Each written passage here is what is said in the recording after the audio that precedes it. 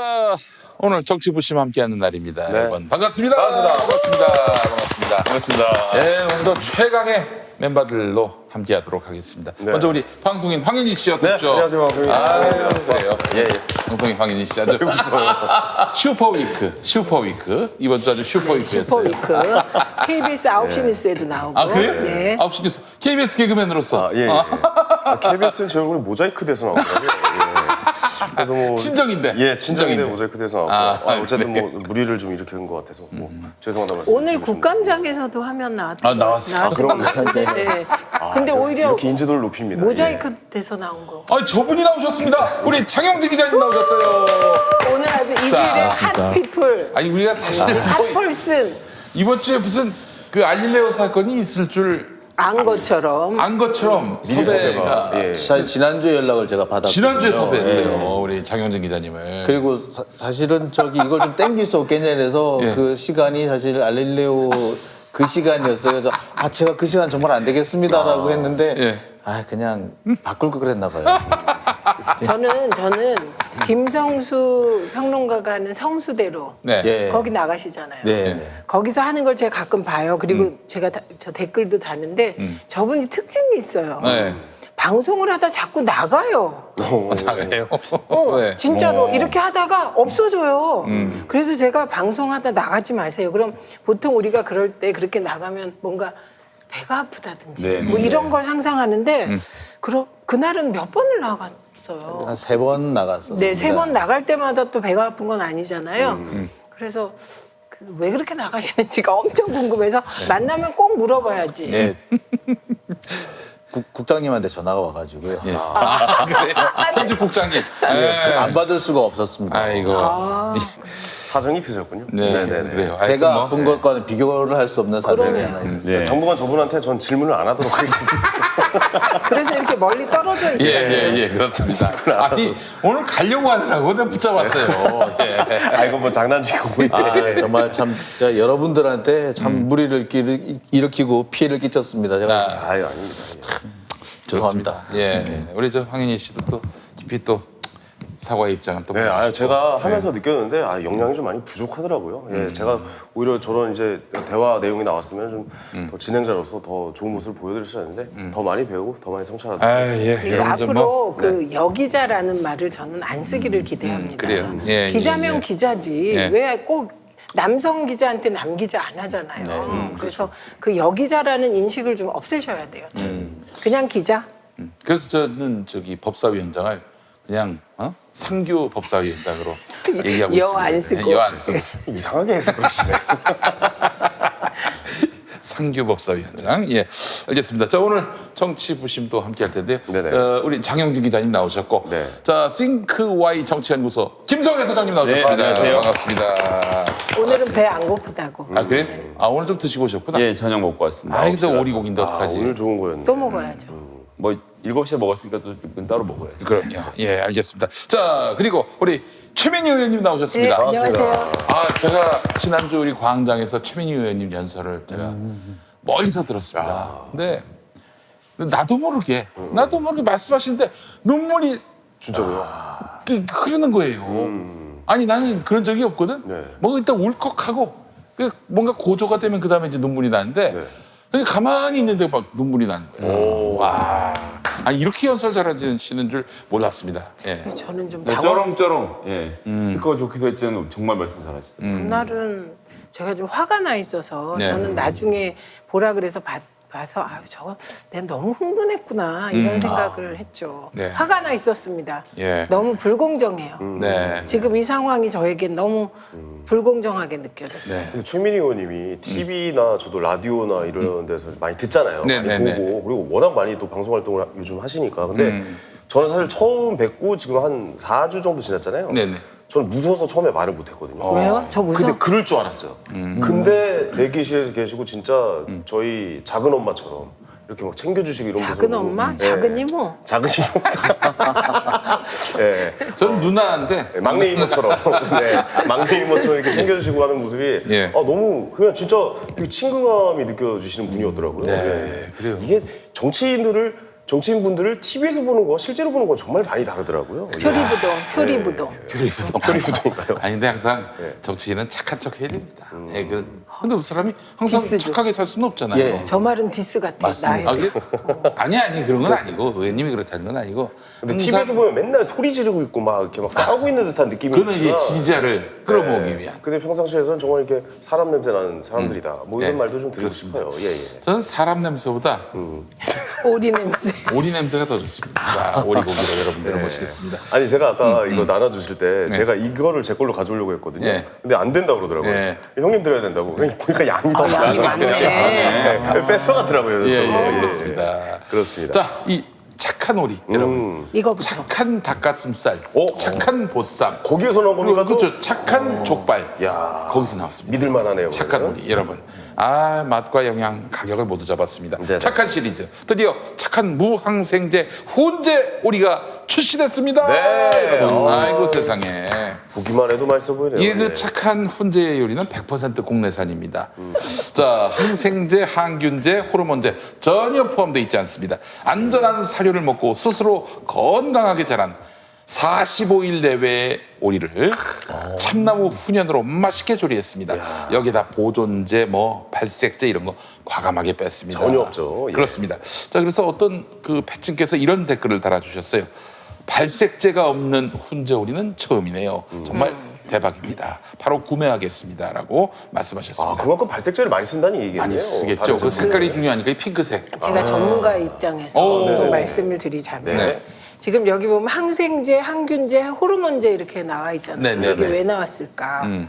이 항생제를 안 쓴다는 건 오리가 굉장히 좋은 환경에서 양육되고 있다는 거예요. 항생제를 쓰게 되는 이유는 좁은 면적에 많은 오리를 키우게 되면 네. 이 주위 환경이 안 좋아서 오리도 병에 걸립니다. 그렇죠. 스트레스 그러니까 받죠. 항생제를 쓰게 되는 거예요. 그렇지. 그런데 항생제를 안 쓴다는 건 보다 이렇게 자연적인 환경에서 키운다는 뜻이에요. 그러니까 스트레스 덜 받은 오리다 이런 뜻이고요. 네. 항균제도 마찬가지고 이 호르몬제는 그냥 호르몬제라고 했는데 이게 원래 성장 호르몬제 말이에요. 그래서 예전에 그 우리가 어렸을 때 소가 보통 정상적으로 크면 한 4년, 3년 이렇게 큽니다. 근데 그게 성장 촉진 호르몬제를 맞은 이후로 10개월 내지 1년이면 커버려요. 그러니까 굉장히 성장 촉진이 잘 되는 거죠. 이제 촉진하는 예, 그 거군요. 오리도 예. 마찬가지겠죠. 네네.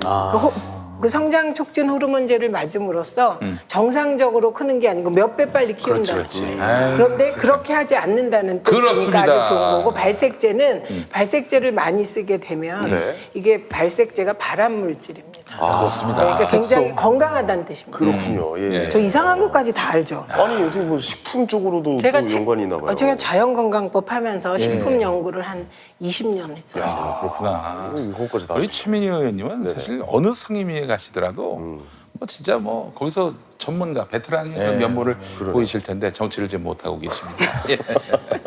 또 슬픈 현실이에요. 네네. 한국 정치에 정말 큰 어떤 그런 위대한 손실이라고. 예, 손실이에요, 손실. 예. 얼마 남지 않았습니다. 하지만 예. 얼마 예. 안 남으셨나요?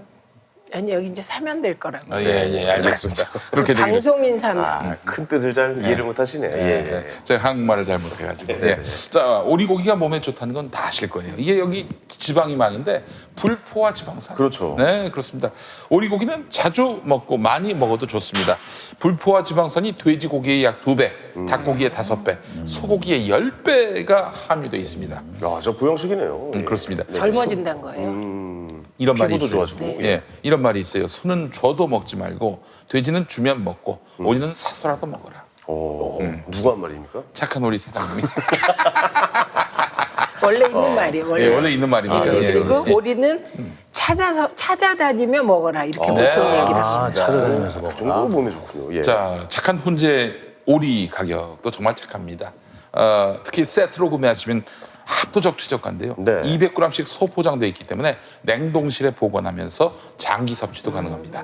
자, 한 팩은 3,900원인데요. 200g. 진짜 싸거든요. 5팩은 8% 추가 할인해서 17,900원. 아니 너무 싼 거 아니에요? 글쎄 한 팩 말이야. 3,900원, 5팩에 진짜 13,900원. 싼데요. 예, 그 진짜 10팩. 10팩은 18% 추가 할인해서 31,900원. 9,900원.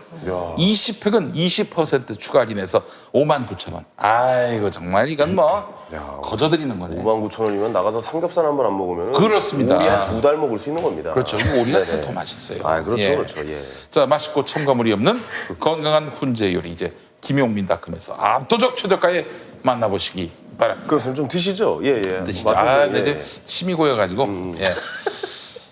자, 한번 먹어보겠습니다. 아, 깨끗하네요, 진짜 네. 우리가. 예.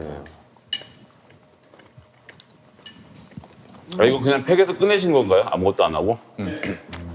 그냥 녹이기만? 굽지도 않고? 이거 사야겠어요. 소스입니까, 소스?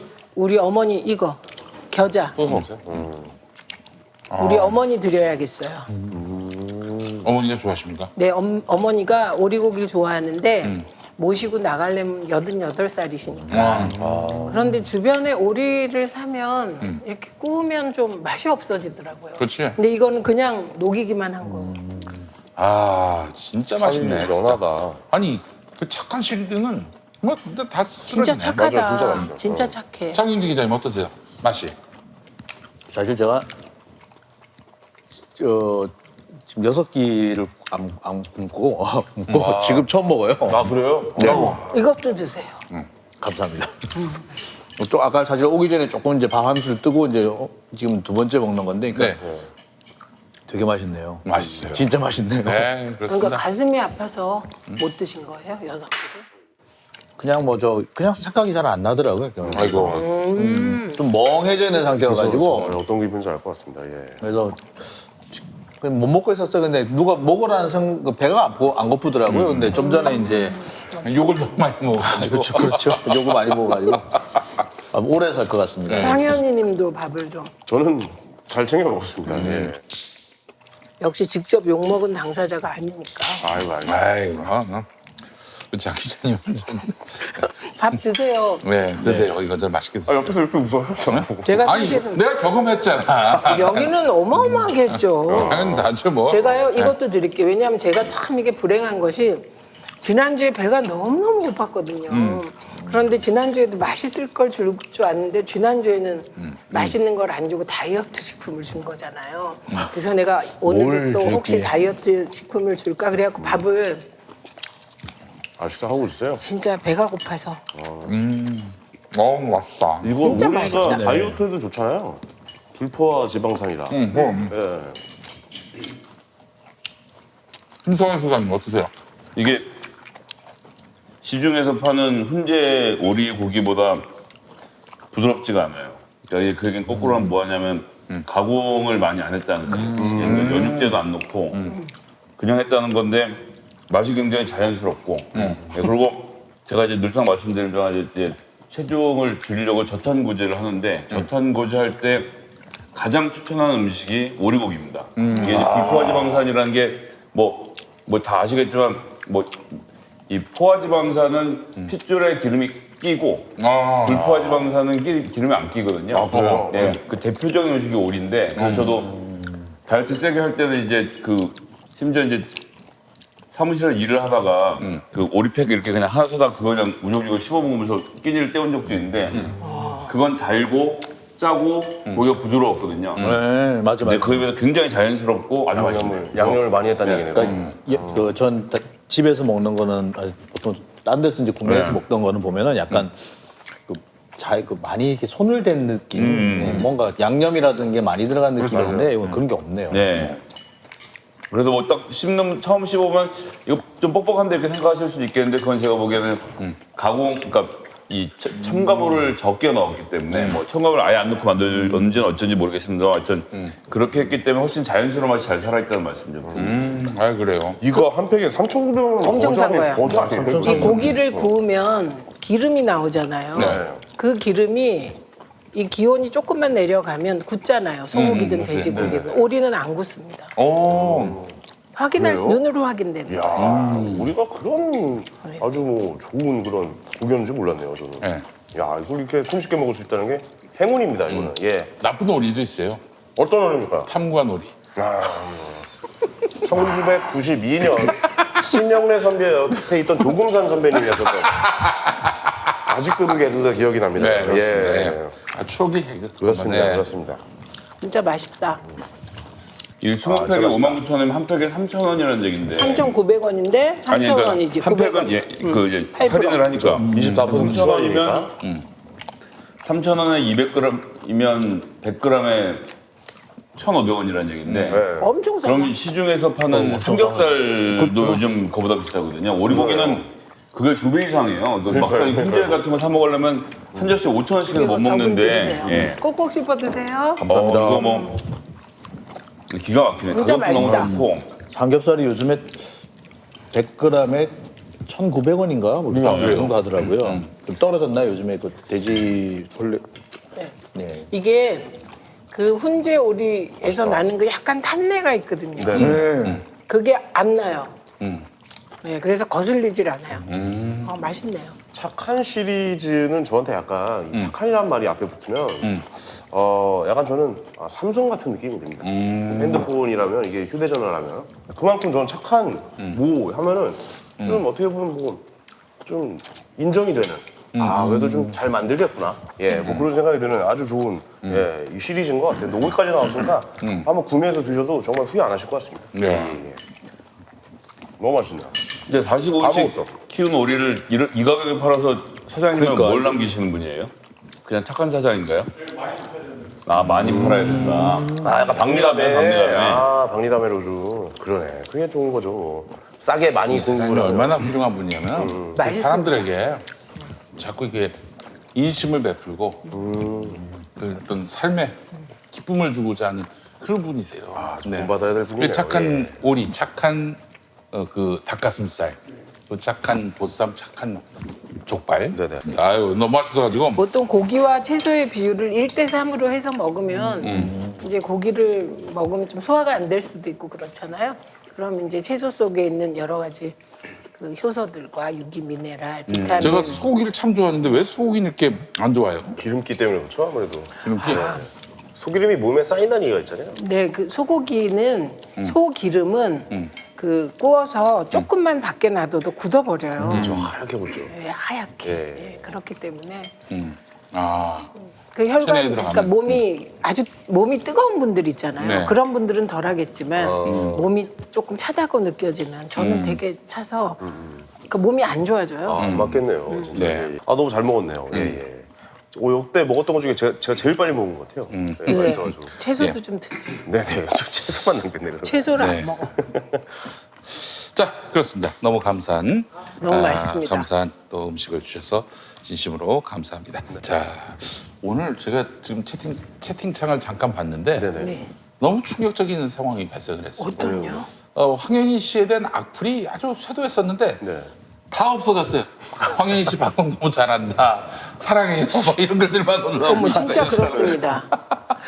이게 황현희, 따봉. 예. 좋은 효과가 발생을 한 건가요? 예. 네, 그러니까 이 세상 모든 일이 벌어지잖아요. 그게 나쁜 결과만 가져오는 거 아니고. 네, 네. 민망하네요. 우리 장 기자님 진짜 황현이 힘내라고 엄청 많이 오네. 내가 눈물이 날라 그래. 어떻게 대고 출마를 해야 될 것 같아. 대고 출마. 이게 뭐 다 장영진 기자님 덕이죠. 뭐. 요거 좋네. 황현이 쪼르니까 보기 편함. 아니 장 기자님 왜냐면- 힘내세요도 많아요. 왜냐면 내가 형님 평상시에 말씀하신 거 내가 다 봤잖아요. 오늘 약간 그 평상시에 받는 거에 한 반도 안 봤거든요. 그러니까 칭찬이 많네요. 이게 덜 받아야겠어. 네. 예. 여러분 또 황현희 씨 굉장히 고생 많이 했고 우리 장 기자님도 정말 고생 많이 하시고 고생 식사 못- 못 하신 줄은 몰랐네. 네, 밥을 못 먹을 내가 정도로. 막말 파문 때문에 낙선하고 집에 칩고하고 막 기자들은 막 전화하는 그 상황에서도 밥은 먹었습니다. 예. 그거 사람이 그래서 그런 거고. 아니 심지어는 제가 진짜 아주 뭐 번민에 가득 차고 이건 내가 죽어야 끝나는 일인가 심지어 그런 생각도 했었다고.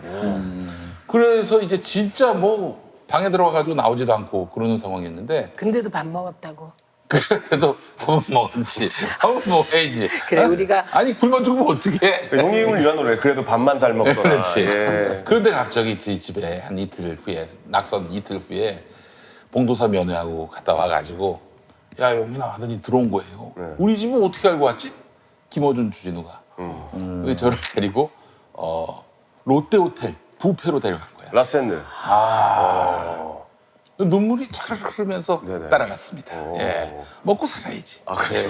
먹는 거는 먹어야 된다. 뷔페를 먹었다. 예, 뷔페를 그래서. 먹었습니다. 잘하셨네요. 한 5그릇 먹었나 그랬을 거예요. 네네. 예. 식사는 꼭 챙기셔야 이래가지고 그럼 그 정도면 12,000칼로리 아이고 그렇습니다. 많이 드셨네요. 아이 뭐 죽을까 말까 그 고민했는데 12,000칼로리가 뭐 무슨 의미가 있겠습니까? 롯데호텔 뷔페에서 그 정도면 웬만하면 쫓아낼 텐데 네, 그냥 또 그렇습니다. 허락을 해주셨군요. 예. 저런이 낙선하지 이런 얘기를 누가 뒤에서 하는 것 같기도 하고. 저렇게 그랬었습니다. 먹으니 낙서다니 때문에 이런 건. 그래서 처먹으니. 이런 이제 그 예기치 못했던 의도치 못했던 일이 발생을 하면 다 당황하죠. 그리고 이거 어떻게 하나 당황하는데 벌어진 일은 할 수 없고 네. 네. 예를 들면 제가 그 성희롱 의혹 발언이라고 생각하는 그 발언에 대해서 KBS가 법적 조치를 하면 또 대응하면 되는 거고 그런데 아쉬운 건 그런 거죠. 그러니까 누가 성희롱 의혹 발언을 옹호하겠습니까? 그런데 그날 알릴레오가 했던 그 모든 녹취록 그 방송을 다 들어보시면 핵심 그게 아니었거든요. 그러니까 그 성희롱 의혹 발언을 가지고 그 본질을 훼손하는 거죠. 네, 그래서 그 부분이 참 안타깝고 제가 KBS에는 좋은 기자들이 많습니다.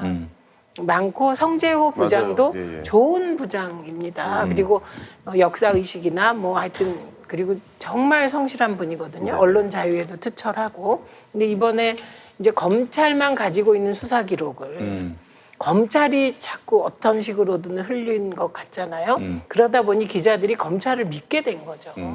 그래서 정보를 막 받다 보니 조금 확증 편향에 빠진 것이 아닌가 싶은데 그날 저는 깜짝 놀랐어요. 그날 방송 내용. 저는 그 파문은 성희롱 의혹 발언으로 났지만 뭐 그거는 우리는 뭐 옹호 안 한다. 근데 내용이 충격적이었다고요. 그래서 사실 내용이. 좀 저도 진행하던 그러니까 보도 진행자로서 이제 방송을 했는데 좀 개인적으로 좀 안타깝던 이유 중에 하나가 저도 사실 내용을 모르고 들어갔어요. 그러니까 유시민 이사장님께서 내용을 얘기해주지 않겠다. 네. 방송에서도 얘기했죠. 예, 그렇게. 진짜 한 라이브로 우리 한번 해보자. 그래서 나는 오늘 황현희 씨가 놀란 표정을 보고 싶다. 뭐 이런 식으로 말씀하시고 방송을 들어가서 저도 들으면서 이제 그 내용이 약간 좀 다소 좀 충격적이었던 내용도 있었어요. 그러니까 근데 이런 좋은 내용들을 좀 많은 분들한테 알려주고 싶었던 그 유 이사장님의 그런 의도와 무관하게 좀 이렇게 다른 쪽으로만 너무 집중을 받아서 본의 아니게 너무 좀 피해를 드린 것 이제 같아서. 그 얘기 그만합시다. 충분히 사과했고 또 뭐 예. 그것이 뭐 잘했다고 강변하는 것도 아닌데 네. 근데 그 방송에서 놓친 게 있어요. 우리가 아니 그 방송이 온통 뭐 성희롱 얘기만 나오는데 네. 정말 중요한 내용이 그 안에 담겨 있었어요. 그렇죠. 그래서 우리는 이제 다른 언론들이 다 그 말하자면 저는 그 다른 이슈로 KBS와 검찰 간에 우리가 보기엔 아주 부적절한 예, 오고 간 것들 그걸 이제 흔히 누구는 커넥션이라고도 할 수 있는 의혹이죠. 예. 네, 그 커넥션 의혹에 대해서 우리는 좀 얘기를 해야 되는 겁니다. 네. 지금.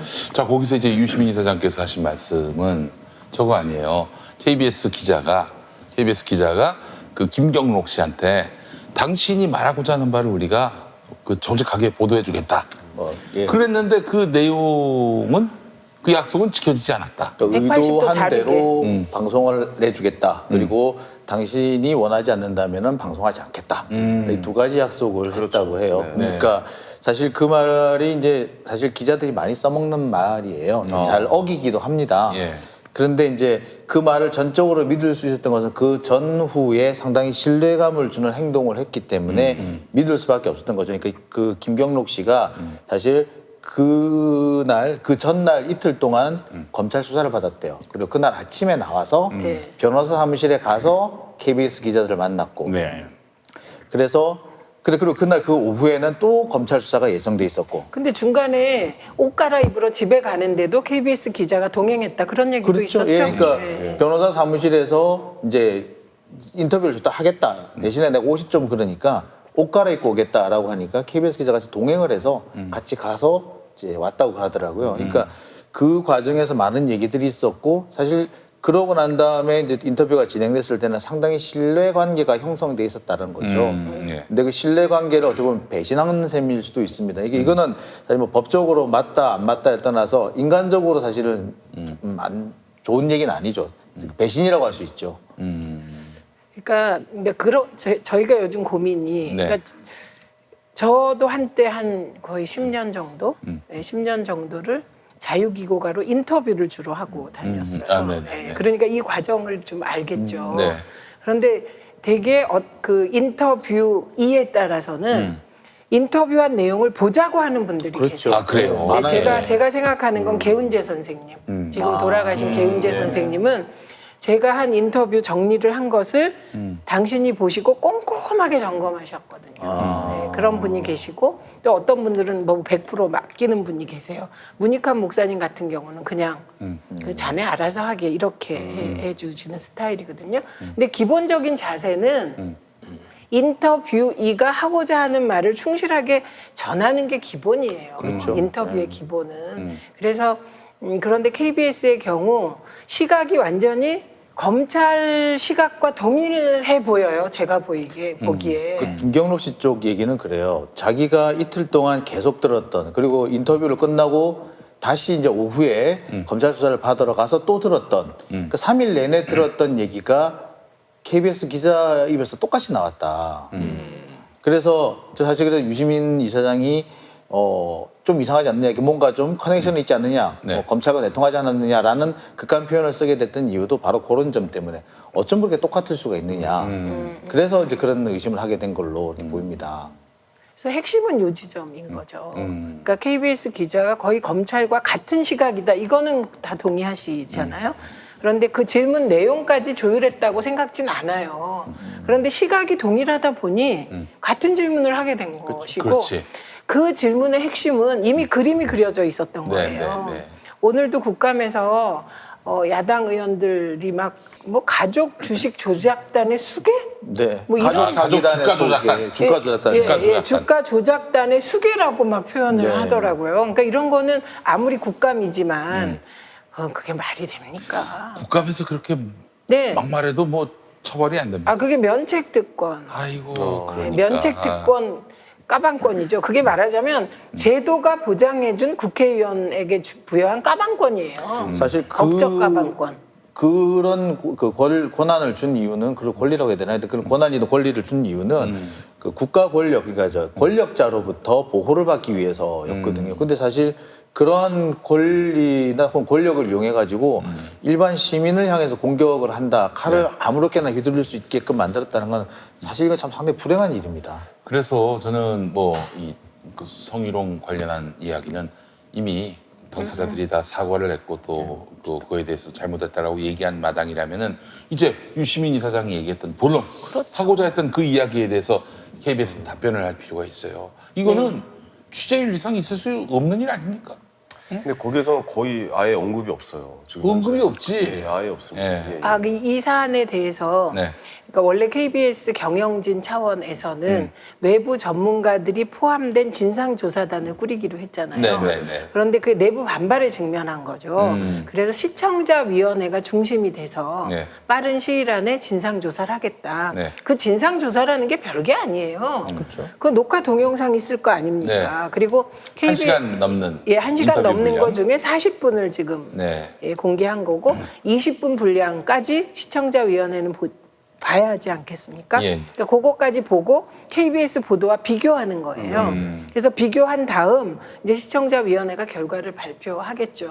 요 과정이 끝나고 나면 KBS가 공식 입장을 내지 않을 수가 없는 거죠. 그렇지. 시간을 좀 더 기다려봐야 되는 네, 거죠. 시간을 좀 더 주긴 해야 돼요. 왜냐하면 그러니까 자료를 꼼꼼하게 보신 장 기자님이나 뭐 우리는 다 알지만 시청자위원들께서 꼼꼼하게 다 본 건 아닐 것 같거든요. 네. 그래서 그 시간이 지나면 KBS 입장이 나오겠죠. 본질에 대해서는. 그리고 이미 내부 게시판에서 기자들이 얘기하고 있고 그다음에 몇몇 그 앵커와 기자 최경영 기자도 이거 아니다. 지금 KBS가 이렇게 대응하면 안 되고 예.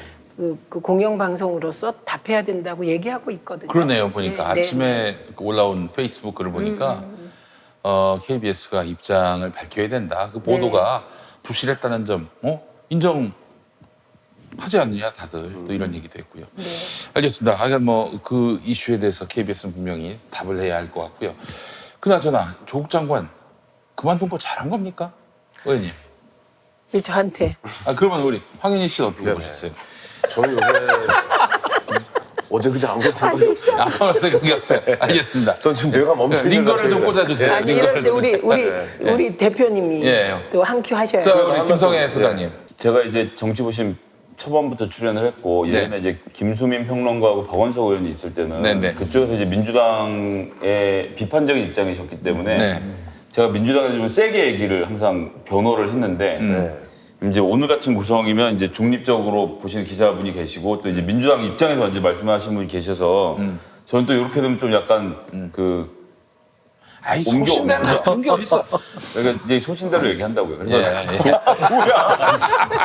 뒷말이 다 틀리잖아요. 조국 장관이 잘 그만뒀다 이렇게 얘기할 수 있는 건 아닌데 어쨌든 계속 설명을 드립니다만 문재인 대통령은 사람을 내치는 스타일의 사람이 아니에요. 아니에요. 정말 그 19대 국회에 있을 때도 정말 답답하게 사람에게 이렇다 저렇다 말이 없어갖고 아 그런 스타일의 사람이거든요. 심지어 자기 면전 앞에서 막 욕하는 사람까지도 다 웬만하면 끌어안고 가려야 돼요. 네, 그런 분이시기 때문에 조국 장관에게 그만두란 얘기를 하지 않고 그렇게 일을 풀어가는 스타일이 아니죠. 근데 지지율이 빠지는 것이 현실로 드러나고 여러 가지 문제들을 봉착하면 그럼 어떻게 되느냐.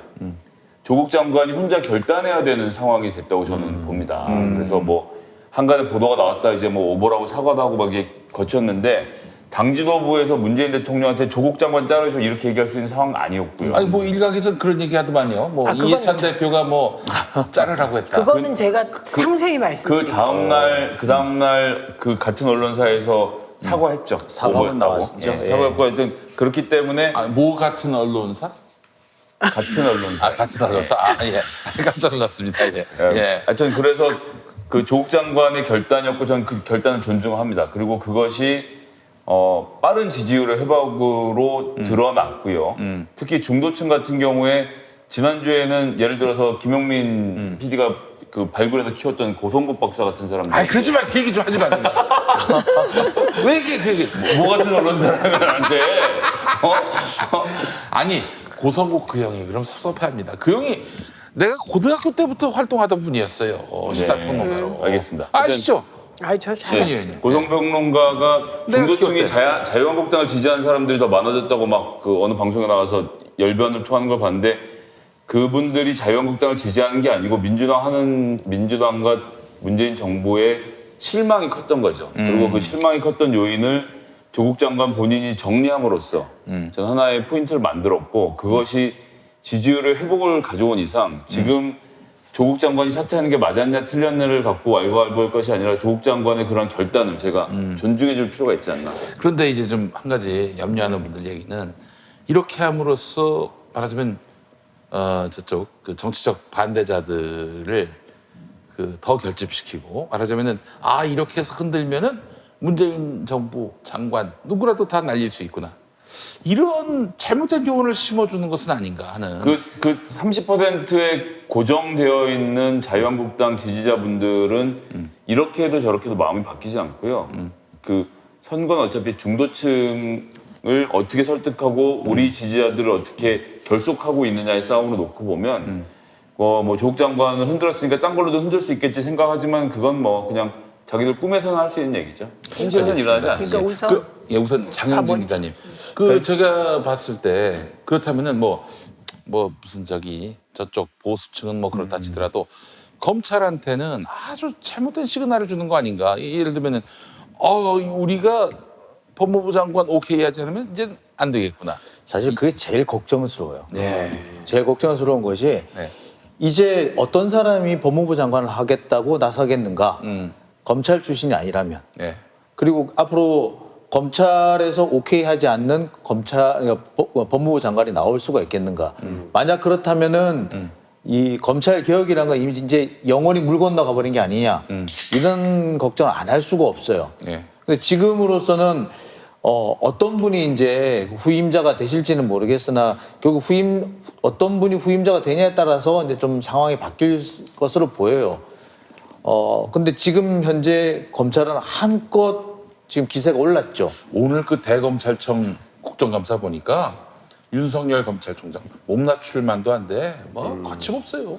그분은 원래 한 번도 몸 낮추고 이런 거 잘 없습니다. 그러니까 그분이 제가 그분의 행동에서 몸을 낮춘 거를 본 거는 지난번 인사청문회 때 거의 처음이자 마지막이었던 것 같아요. 그러니까 그리고 그분은 이제 그러니까 부장검사 막 다 했을 때부터 이렇게 그런 약간 그 보스 놀이를 하기를 좋아했다는 그런 평가들이 있더라고요. 그래서 뭐 술자리를 가든 뭐 밥을 먹으러 가든 뒤에 잔뜩 후배들 혹은 뭐 그 부하들 데리고 이렇게 쭉 끌고 가는 그런 걸 좋아했다고 하더라고요. 그러니까 이분 일단 그 스타일 자체가 그렇고요. 그리고 당장 본인이 그렇게 굽힐 이유를 못 느껴요. 거기 앉아 있는 국회의원들 3분의 1은 전부 다 자기가 기소해야 될 사람이에요. 그러네. 패스트트랙도 있고. 예. 그러니까 그분이 고개를 숙일 이유가 없어요. 뭐 지금 뭐 자유한국당 쪽에서는 약간 뭐 고무돼 있는 것으로 보이는데 글쎄요, 제가 볼 땐 윤석열 검찰총장은 그래서 그분이 지금과 같은 어떤 그 독보적인 저는 약간 검찰 파쇼화되는 게 아닌가 걱정이 될 정도인데 그런 정도로까지 그렇게 오래 길지 않은 시간 동안 그런 자리를 갑자기 구축할 수 있었던 것은 여야를 가리지 않고 다 칼을 휘둘렀다는 점이거든요. 그러니까 다음 차례는 이제 사실 누가 될지 잘 오래 보여요. 근데 저는 좀 이게 소설을 쓰는 건데 자유한국당이 그 검찰 개혁의 핵심이라 할 수 있는 공수처 놔가지고 우리 또 검찰이 패스트트랙 수사를 선거 이후로 미루고 이런 식으로 빅딜을 하는 것 아닌가 이런 또 상상력을 동원하게 됩니다. 그래서 이제 그 얘기가 계속 나와요. 그게 나오죠. 예, 계속 그 얘기 나오고 나오죠. 있죠. 그러니까 예. 그리고 그게 가능한 시나리오 중에 하나이긴 합니다. 그런데 그랬을 경우에 윤석열 검찰총장은 아마 그 검찰 내부에서 좀 반발이 좀 생길 것 같고요. 그다음에 두 번째는 그렇게까지 해서 그 자유한국당 쪽을 힘을 키워주고 싶지는 않을 거예요. 왜 그렇습니까? 그러니까 그래가지고 지금 사실 여야가 약간의 균형을 크게 의석차가 나지 않지 않습니까? 네네. 이 상태가 사실 검찰이 힘을 쓰기엔 제일 좋아요. 그렇구나. 그렇지 않습니까? 그러니까 그래가지고 한석이 날아가 버리면 세력이 확 바뀔 텐데 그 한석을 누가 쥐고 있느냐? 검찰이 쥐고 있단 말이에요. 야 이게 진짜 이제 저렇게 보는 거죠. 예, 그리고 일단은 그러니까 검찰 파쇼화 된다. 그게 이제 말은 센데 그 내용은 이런 겁니다. 이거 지금 검찰하고 언론과의 관계를 가만히 보시면 지금 언론 권력, 검찰 권력이 있는데 보통은 언론 권력이 검찰 권력을 감시해야 되는 거 아닙니까? 권력 비판하고. 근데 지금은 검찰 권력이 언론 권력을 그러니까 거의 이렇게 조종하고 있는 느낌입니다. 예, 그렇게 보여요. 그 기능이 하나 없어진 거죠. 검찰을 견제할. 그럼 그다음에 검찰을 견제할 수 있는 단위가 누가 있습니까? 우리가 알지만 정치인들이 검찰을 견제할 수 있을까요? 과연 정치인들을 털었을 때 나는 조국 장관네보다 훨씬 깨끗해 그러니까요. 있을까요? 당장에 지난번에 한겨레가 기획 시리즈로 보도한 절대농지 시리즈가 있었습니다. 네. 거기에 제 기억상 아내까지 합치면 거의 160명 정도죠. 네. 예, 국회의원이 연루되어 있어요. 그것만 뒤져도 사실은 굉장히 겁나는 상황이 되는 거거든요. 그러니까 이게 정치인이 검찰을 견제한다. 이건 아주 독특한 상황에서만 가능하고 문재인 대통령께서 지금 이제 대통령께서 직접 검찰 개혁을 챙기시는 것은 문재인 대통령께서 사실은 검찰을 지난 대선 때 별별 다 뒤졌지만 나온 게 1010cm밖에 없잖아요.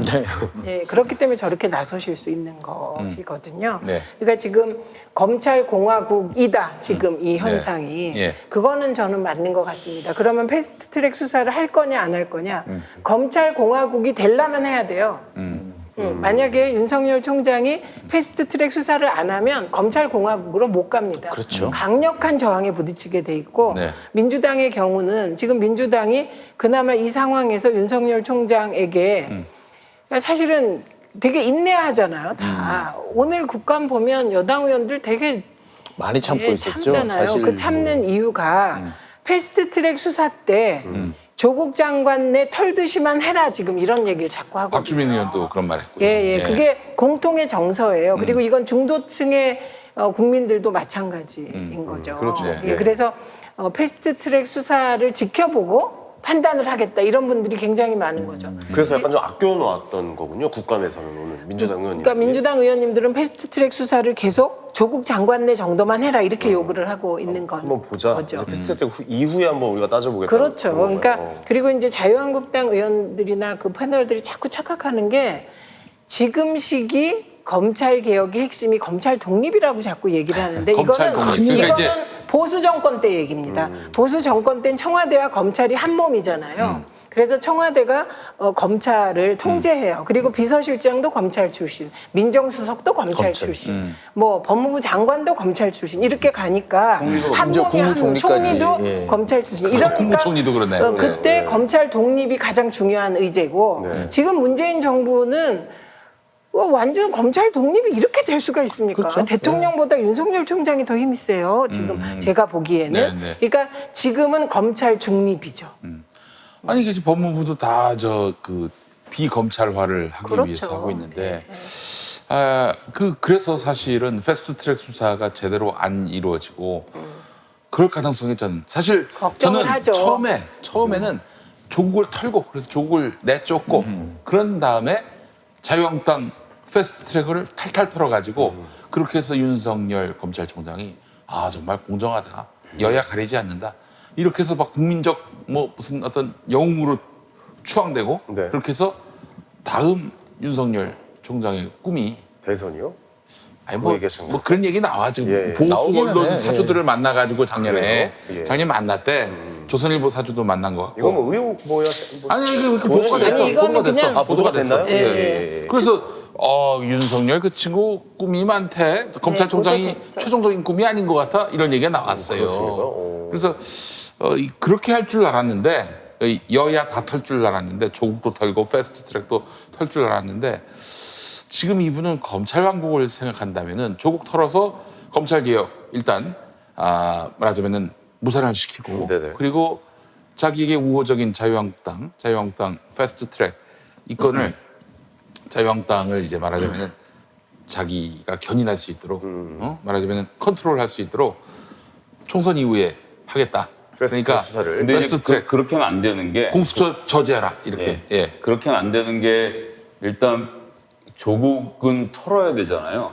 계좌 추적을 해야 나온단 말이에요. 네. 나오는데 그 패스트트랙 관련돼서는 비디오 물증이 다 있어서 풀 HD급으로, UHD급으로. 아니 근데 그건 어차피 다 뭐 수많은 비디오가 찍혀 있고 증거로 다 제출이 되어 있기 때문에 그거는 뭐 계좌 추적을 해서 나올 일이 아니에요. 네. 나 그런 문제가 있어서 그것은 더 무슨 조사를 해야 나오는 문제가 아니기 때문에 그건 그냥 진행하면 되는 문제라는 점. 그래서 그걸 안 하는 건 말 그대로 정치적인 의도 외에는 보이지 않는다는 점. 그러니까 명백한 그런데- 범죄였다는 점을 그렇죠. 그리고 이제 말씀하신 거죠. 국민들이 야 저건 잘못했으니까 무단 횡단한 거 CCTV에 찍혔는데 얼굴 다 나왔는데 출석 안 하면 국민들이 화나거든요. 자기들 여태까지 당했던 뒤집어지죠. 일인데. 예, 예. 그런 게 있고 네. 그다음에 더 중요하게는 패스트 트랙에서 사법개혁 트랙 그다음에 검경 수사권 분리 그리고 이 선거법 개정까지 이 모든 세 가지가 자유한국당의 도움을 안 받으려고 패스트 트랙을 하는 거거든요. 예, 그래서 자유한국당 없이 지금 민주당 128명 플러스 21명에서 149명을 확보하면 패스트 트랙 통과가 되는데 일단 제가 손혜원 의원 한 사람 확보를 해서 129명이 됐고 네. 그래서 한번 빼야지. 근모 의원이라고 그분 빼야지. 문희상 의장도 따라온다는 얘기가 있어요. 그래서 네. 그럼 130. 예, 그렇게 하면서 여러 근모는 빼야지 근모. 아니 금태섭 의원이 전 지금도 토론의 과정이 있다고 보고요. 정말로 그 당론으로 정해서 투표하는데 거기에서 반대를 하거나 기권을 하면 그거는 그때 가서 처리하면 되니까 예, 그거는 그렇게 당연히 할 거라고 저는 생각하지 않습니다. 아니 근데 성호요. 난 솔직히 얘기해서 그 양반 반대표 던진다고 봅니다.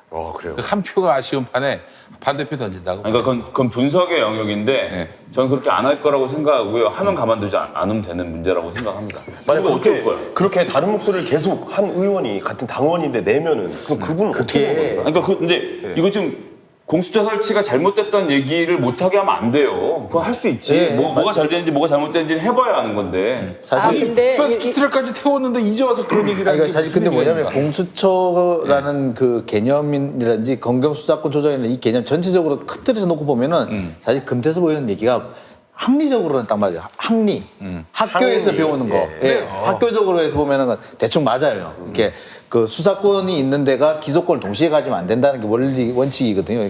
그러니까 그걸 공수처가 그걸 두 개를 가지고 있으면 안 된다. 이게 사실 그 합리적으로는 맞아요. 근데 굳이 우리나라에서는 그럴 필요가 없었던 게 특검이라는 제도가 항상 있어 왔거든요. 그 특검이 공소권과 공소권과 수사가 같이 가지고 있었단 말이에요. 그러니까 그리고 그 전에 상설특검 만든 것도 있잖아요. 네네네. 그러니까 그게 지금 우리나라의 어떤 그 역사적인 경험과는 맞지 않는다는 그 부분인데 이 부분을 설득할 수 있느냐가 이 사람이 가지고 있는 어떤 그 이론적인 부분하고 우리의 그 이게 현실적인 부분하고를 얼마나 이분한테 설득할 수 있느냐 이게 좀 그리고 관건이 이 글로벌 아닐까. 스탠다드 금태섭 의원 자꾸 얘기하는데 검찰이 전 세계 하나밖에 없는 비대한 정상적인 조직이 있는데 뭔 놈의 글로벌 스탠드를 따져요. 한국 검찰 같은 검찰이 있냐 이거야 다른 나라에. 얼빠진 얘기인 거예요. 자기가 지금 검찰 아니고 자기가 되게 독립적인 것처럼 생각하지만 태상의 검찰인 걸 아무리 벗어나서 생각을 하려고 그래서 전 그렇긴 하지만 전 금태섭 의원의 의견에 반대하고 만에 하나 금태섭 의원이 패스트트랙 통표에서 반대표를 던지거나 하면 그건 진짜 찾아가서 끌어내려서 낙선운동이라도 아니, 할 문제라고 그거는 본다는 건데. 미래 예, 그러니까 그래서 다시 원래 얘기 정리하면 그래서 대한연대하고 정의당 그리고 바른미래당에서 서너 명 정도를 설득하면 149를 넘겨서 패스트트랙을 통과시킬 수 있습니다. 자유한국당이 뭐라고 난리를 치더라도 그런 상황이기 때문에 검찰이 자유한국당이랑 짜움을 해도 하거나 말거나 우리는 패스트트랙은 패스트트랙대로 진행을 한다. 그리고 그러기 위해서는 이해찬 대표와 이인영 원내대표가 어떠한 그 정치적 영향력을 발휘하고 힘을 발휘하고 협상을 해서 이 바른미래당과 대한연대, 민주평화당, 정의당을 설득할 건지 이걸 보고 우리 국민들도 이렇게 국회에다가 우리의 여론이 이렇다는 걸 전달할 필요가 있는 거죠. 지금 자유한국당이나 검찰이랑 짭짭이를 하거나 말거나 만약 정말 그렇게 드러나면 내년 총선에 싹 쓸어버린 다음에 예, 선거가 잘 되면 검찰 개혁을 법을 통해서 하면 됩니다. 이거 한번 보세요. 네네네. 그러니까 패스트트랙에서 지금 위험한 의원들은 바른미래당 의원이 아니에요. 자유한국당 의원들. 예. 특히 위험한 사람들은 바른미래당 체입의 의원을 감금했던 의원들하고 우리 저 여상규 상규 형님을 아니 여자 안 하기로 했잖아요. 구체적으로 보면 그다음에 의원과를 점거했던 의원들, 특히 공문서를 훼손한 의원, 이런 사람들이 위험해요. 그럼 이게 대충 숫자로 보면 한 30명 정도 위험한 거예요. 이 30명이 다 자유한국당이에요. 그러니까 이 패스트트랙 하나를 놓고도 이게 자유한국당과 민주당의 이 시줄 날줄만 생각하면 안 되고, 그러면 이 자유한국당 의원들이 패스트트랙으로 법적 응징을 받으면 보수의 지평에서 그 지평이 열리는 데는 어디냐? 바른미래당 쪽이에요. 그러니까 그러면 이 바른미래당의 지평이 열리는 건 뭐랑 연관되냐? 상황이 이렇게 가면 바른미래당은 선거법 개정안에서 이게 바른미래당이 좀 더 보수 쪽에 중도 보수를 확장할 수 있는 의석을 확장할 수 있는 꿈을 갖게 돼요. 네. 그러니까 되게 복잡한 게 연관되어 있기 때문에 단순하게 패스트트랙 수사가 윤석열과 자유한국당이 손을 잡아서 무슨 검찰공화국을 꿈꾸고 이거는 그냥 하나의 작은 가설일 뿐이다. 가설이죠. 이렇게 중요한 거고. 네네. 그다음에 두 번째는 지금 금태섭 의원이 빠지고 있는 그 논리적 함정은 뭐냐면 그 말은 검경 수사권 조정에서 지금 우리가 검찰의 수사권 폐지를 얘기를 하질 못해요. 네이밍 자체가 검경 수사권 조정이라고요. 조정이죠. 이게 무슨 말이냐? 검찰이 반부패 수사, 경제범죄 수사, 소위 반부패 수사부 과거의 특수부의 수사를 그대로 유지한다는 거예요. 그것도 일정한 규모로 줄일 수가 없어. 왜냐하면 반부패 수사해야 되잖아요. 예. 그러니까 검경 수사권 조정이기 때문에 여전히 검찰은 공소권과 기소권과 수사권과 수사지휘권을 갖고 있는 거예요. 그거를 아주 일부를 드러내는 정도예요. 그러니까 이게 현실인데 자꾸 그 현실을 인정하지 않는 거예요. 이게 바른미래당이 자꾸 또 오늘 그 주장을 합니다. 검경 수사권 조정이 되면 공수처 필요 없다. 그게 아니죠. 100%가 안 되기 때문에. 그럼 공수처에 대해서는 어떻게 봐야 되냐면 그럼 공수처를 천년만년 가지고 갈 거냐 우리가. 저는 그건 아니라고 봐요. 근데 미래 얘기를 뭐하러 하냐고. 지금 공수처가 생겨야 되는 가장 큰 목표는 검사가 검사를 수사하고 검사가 검사를 기소하다 보니 이 검사들의 기소율이 0.5%가 안 돼. 0.5%. 0.13%인가 그렇잖아. 예. 0.13%였죠. 정말 0.13%도 13%. 정말 재수 없는 경우일 거예요. 그게 막 자기만 그게 이제 들통이 나가지고 사회적인 그렇지. 관심 속에서. 예. 그런데 이 검사에 대한 소위 그 뭐랄까 검사 이외의 형사 사건의 기소율은 35% 정도잖아요. 그렇죠. 그러니까 이게 비교가 되냐고. 그러니까 지금 저는 그 민주당도 예를 들면 그 공수처의 기소권이 그렇게 문제가 된다면 국회의원에 대한 기소권, 뭐 그 사법부에 대한 기소권, 지난번에 뭐 경찰과 일부 검사에 대한 기소권 중에 다 놔버리고 공수처는 검사에 대한 기소권만 남겨도 된다고 생각해요, 저는. 그렇지. 왜냐하면 다른 사안에 대해서는 재정 신청권이 있습니다. 네, 네. 근데 그 공수처가 갖는 재정 신청권은 우리가 하는 재정 신청하고 달라요. 그렇죠. 왜냐하면 이 피해자가 하는 재정 신청권은 나는 수사 자료도 하나도 없고 힘이 없는 사람이지만 공수처는 수사 기록이 다 있어요. 자기들이 수사했어. 검찰에 넘겼어. 얘들 국회의원에 대해서. 근데 수사 자료가 다 있어서 충분히 기소감인데 마음대로 기소 안 하는 일이 없어져요. 재정권을 갖고 네. 있지. 재정 신청권이요. 재정 신청권을 갖고 있기 때문에. 그래서 저는 이거 하고 그다음에 바른미래당의 권은희 의원이 주장하는 거 네. 공수처장 선출할 때 국회 동의 받아야 돼요. 받아요. 예. 이거 충분히 받아야 돼요. 그다음에 공수처가 기소할 때 검사라도 초기 과정이니까 기소심의위원회 돌아 그거 하면 어때요? 시민들 중에서 뽑는 건데 그래서 이런 거 다 받아야 돼요. 그래서 뭐 공수처 역시 제2의 대검 중수부가 될 수 있다라는 우려를 피할 수는 없거든요. 불식시켜줘야 돼. 지금 사실 생길 때부터 어느 정도 통제 장치를 두는 게 공적 통제 장치. 그렇지. 네. 그거는 그걸 이제 민주적 통제라고 할 수도 있고 뭐 여러 가지 통제 장치를 두는 건 그건 당연한 거라고 보거든요. 근데 이제 사실 저 바른미래당이 이렇게 사실 저는 아까 패스트트랙 관련해서 배신하지 않을 거라고 보는 것이 선거법 얘기를 하셨잖아요. 제일 선거법 개정에서 이익을 볼 집단이 누구냐? 바른미래당이거든요. 네. 그러니까 지금 이제 굳이 이분들이 반대를 할 이유는 없다고 봐요. 디테일한 부분에서 이런저런 의견을 할 수가 있는데 그런 부분만 잘 뭐 조정을 한다면 굳이 이렇게 그 걸림돌이 될 것 같지는 않다고 봅니다. 자유한국당이 왜 공수처를 반대합니까? 자, 저는 아까 얘기할 때 그냥 무조건 반대예요. 이유 없이 반대. 지금 공수처가 되게 위험해요 본인들한테는. 그리고 자유한국당한테. 그리고 이제 사실 제가 한번 계산을 한번 해본 적이 있거든요. 검찰하고 자유한국당하고 이해관계가 맞을까? 안 맞더라고요. 자, 검찰은 자기 권한이 최대한 강해지길 바라서 공수처 대신에 자기가 계속 특수수사권을 갖기를 원해요. 그리고 이왕이면은 없어졌던 대검 중수부 같은 걸 다시 만들고 싶어요. 이게 검찰의 욕망입니다. 그러면 자유한국당은 공수처도 없고 특수수사권도 없는 걸 제일 좋아해요. 그러네. 예. 수사를 안 받는 사실은 상황이 제일 보면은 좋네요. 이해관계 일치하지 않는 거죠. 그렇다고 본다면 이 사람들이 야합을 할 가능성은 상당 부분 줄어드는구나. 그래요. 예, 뭐 중간에서 자기들끼리 계산을 한다든지 중간 단계를 둔다든지 이렇게 이런 꼼수를 부리지 않는 이상 사실은 조금 그 이해관계는 안 맞는구나 그런 생각한 적이 있어요. 그러니까 잘 모르겠어요. 황교안 대표가 다음번 총선 이후로 그렇지. 뭐 공수처를 만들지 말지 검찰개혁 얘기를 하자고 한다는 자체가 그러니까 정치인으로서 할 수 없는 정말 그 무식한 얘기거든요. 정말 창피한 얘기고 그렇게 할 정도로 본인들도 어째야 좋을지 모르는 상황에 처해 있다는 반증인 거죠. 사실. 일단 미루고 보고 싶은 거예요. 예.